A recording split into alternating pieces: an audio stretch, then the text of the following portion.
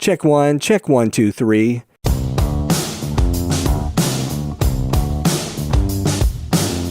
Hey everybody, it's Michael Helms, also known as Michael the Sound Guy, and this is the Location Sound Podcast. You know, each episode we talk with location sound mixers, boom ops, and other industry pros about the various aspects of recording sound on location, whether it's for feature and independent films, TV commercials, interviews, any time where dialogue from actors is recorded.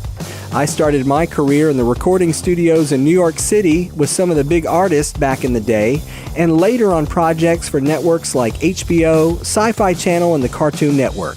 As time went by, I got out of the studio and began working in production sound. Whether you're a seasoned veteran or just starting out, thanks for joining us.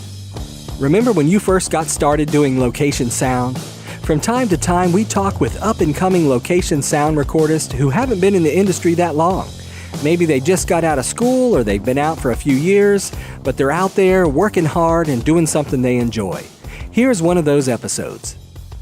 Today we're talking with Timothy Chan, sound mixer and boom op out of Chicago, Illinois. Welcome, Tim. Hi, Michael. So, Tim, we always start the show. We always like to jump right in and ask, what's in your audio bag?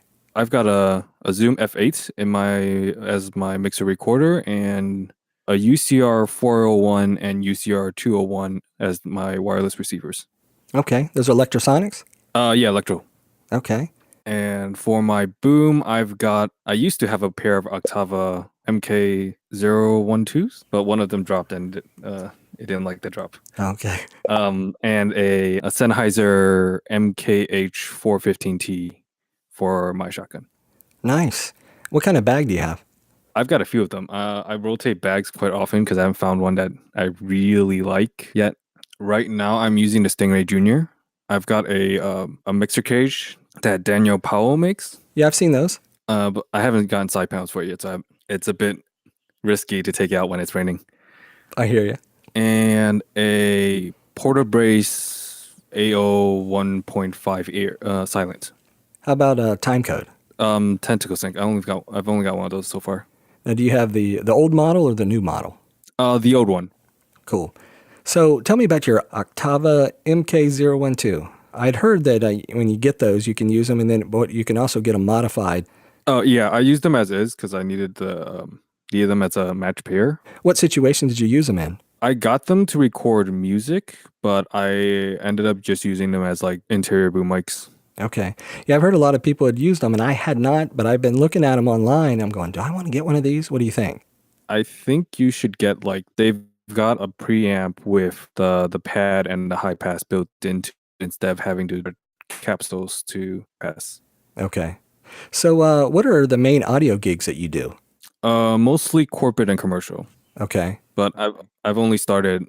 I'm like super green, so officially I started last year actually exactly a year ago. Sounds like you've been working though. Yeah, it's been regular enough that I haven't had to get a real job. I hear you. No, that's good. So what would you say is the most interesting project you've done so far? That's got to be the ultra low budget horror movie that I shot in the woods in like 10 days. It was super sketchy, but really cool. What were some of the memorable moments? We went out on a boat, and so I just had my shotgun mic plugged straight into the camera and recorded splashing noises. Super risky, and there was no safety coordinator, but it was fun. That's cool. On the flip side of that, what was your worst on-set experience? That was probably that same movie. There were a few times where it was a bit sketchy.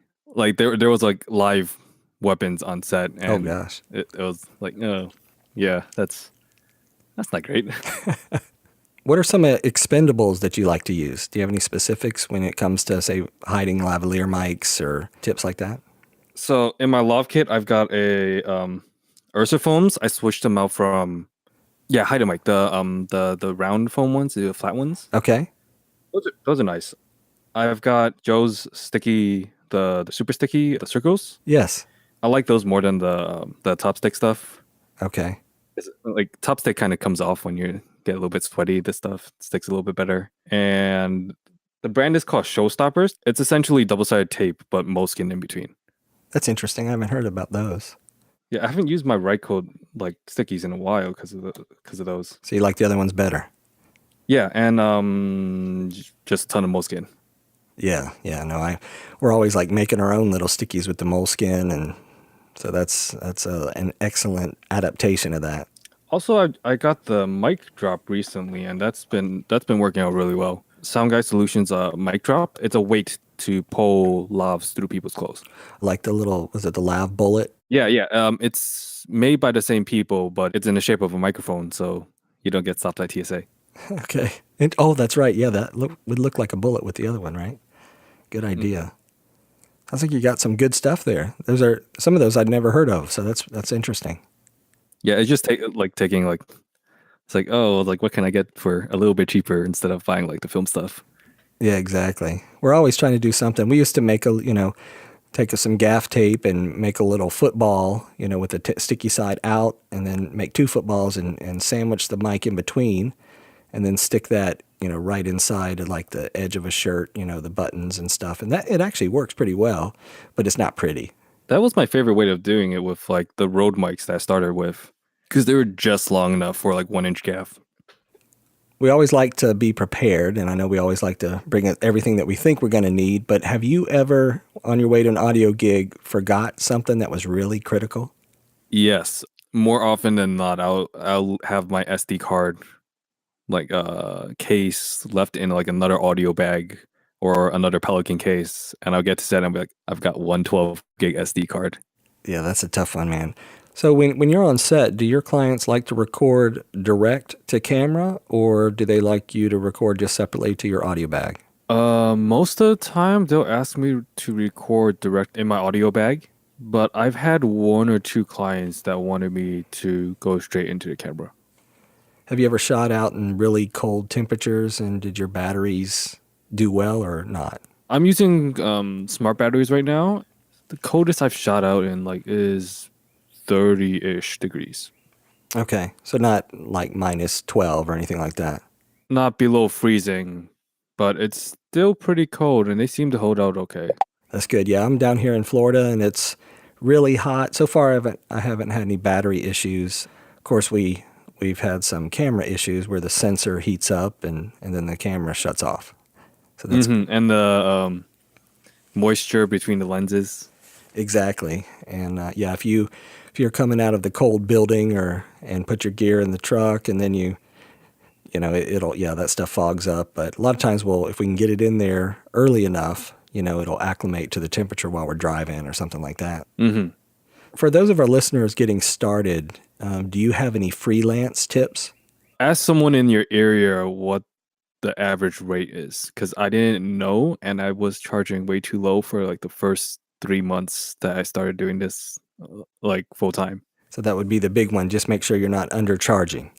I came from stagehand work where my boss didn't tell us how much we were supposed to be paid. Yeah. And he paid us minimum wage. It's like, okay, we're in college. We didn't know that it was half of what we should be paid. So we're like, sure, why not? And then I came out doing this stuff, and it was some people got angry. It was like, yeah, you're charging way too little. Yeah, no, that's always a big thing. It's like, yeah, you want to be competitive, but you don't want to undercharge and, undercut yourself. So I hear you. So do you try to get 50% up front before you do the job? I haven't needed to do that yet. I haven't had anyone ghost on me. Like, I've had a few that took like a little over a month to pay me, but no one's actually not paid me yet. So I don't think I really need to at this moment because my rates aren't that high that it's been an issue. What common rookie problems do you see that people do over and over again? I mean, I still count myself as a rookie. Being too afraid of getting close to the frame line. Like I'm still trying to like get as close as possible, but I've heard people tell me that it's like you still got like a couple inches before you're actually dipping in. And I was like, it just feels really risky to me. Depending on what set it is, they're pretty good and say, okay, boom's in, they let you know, and you can just back it out a little bit. Have somebody that, if you can't see the monitor, have somebody that can tell you that, hey, how much closer can I get? And that usually seems to help out. If you were talking with some people that maybe were interested in getting into location sound recording, what would you recommend they do? I mean, the way I started was just borrow your own kit and just doing it. But I don't think that's a really good idea because there's some stuff that I had to learn on set. I'd say the best way of like getting into it is seeing if you can find someone to shadow. It helps if you're in school and you're doing it for like, friends, because that way there's not really that big of a risk of you messing up someone's product. So how did you get started? Was it doing that, working with friends on projects? Yeah, I used to be like when I started college, I was audio for visual media, which is a post production audio, and I switched to live and installed, where I did like concerts and stage stuff. But I had a couple of friends that were still in the film side that asked me to help them on like sets, doing boom work or mixing occasionally, and it just slowly started happening more. Live program, which is like concerts. Okay. Well, man, that kind of wraps my questions up. Tim, I appreciate you taking the time to talk with me today. Problem. Thank you for asking. If people wanted to reach out, say they're in the Chicago area, what's the best way for them to get in touch with you? My website is timothyfchan.com, and all of my contact information is on that website. All right, excellent. All right, I want to say thanks to Timothy Chan for being on the show today. And if you're doing some production in the Chicago area, look him up. And a big thanks to all of our listeners out there. If you'd like us to discuss a particular topic, please send us an email at locationsoundpodcast@gmail.com. We would love for you to subscribe and leave us a comment. We're available on Apple Podcast, and for Android users, check out Google Podcasts. Also, we're on Stitcher, Spotify, TuneIn Radio, and on your favorite podcast app. Until next time, remember, sound is half the picture.